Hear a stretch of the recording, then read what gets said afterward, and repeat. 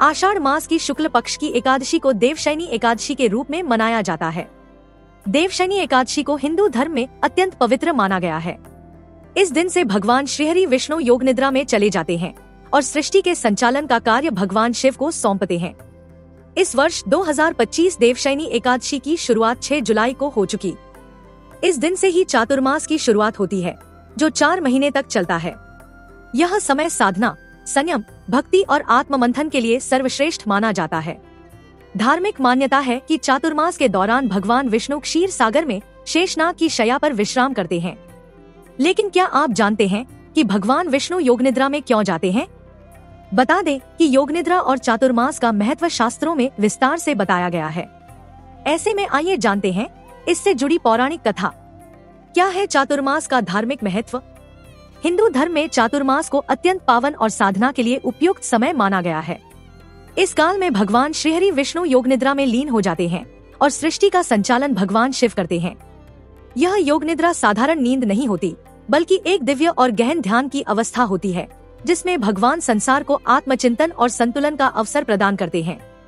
पंचांग के अनुसार चातुर्मास की शुरुआत आषाढ़ शुक्ल पक्ष की देवशयनी एकादशी से होती है और इसका समापन कार्तिक शुक्ल पक्ष की देवउठनी एकादशी के दिन होता है। यह 4 महीने का समय तप, संयम, साधना और भक्ति के लिए विशेष रूप से शुभ माना गया है। धार्मिक मान्यता है कि इस अवधि में किए गए व्रत, पूजा, दान और भक्ति के कार्य सामान्य दिनों की अपेक्षा कहीं अधिक फलदायी होते हैं। चातुर्मास वर्षा ऋतु के दौरान आता है। योग निद्रा के पीछे की प्रचलित है पौराणिक कथाएं। भगवान विष्णु की योग निद्रा से जुड़ी एक प्राचीन कथा अत्यंत प्रसिद्ध है, जो पद्म पुराण और भागवत पुराण में वर्णित है। इस कथा के अनुसार भगवान विष्णु ने वामन अवतार लेकर दैत्यराज बलि से 3 पग भूमि मांगी थी। बलि ने अपनी भक्ति और उदारता का परिचय देते हुए भगवान को संपूर्ण पृथ्वी समर्पित कर दी। उनकी भक्ति से प्रसन्न होकर भगवान विष्णु ने उन्हें वरदान दिया कि वे स्वयं उनके द्वारपाल बनेंगे। लेकिन भगवान विष्णु की वैकुंठ से अनुपस्थिति के कारण वहां की व्यवस्था प्रभावित होने लगी। माता लक्ष्मी ने बलि से निवेदन किया कि वे भगवान को मुक्त करें। बलि ने भगवान विष्णु से आग्रह किया कि वे वर्ष के 4 मास उनके पाताल लोक में निवास करें और शेष समय वैकुंठ में रहें। भगवान विष्णु ने बलि की यह प्रार्थना स्वीकार कर ली।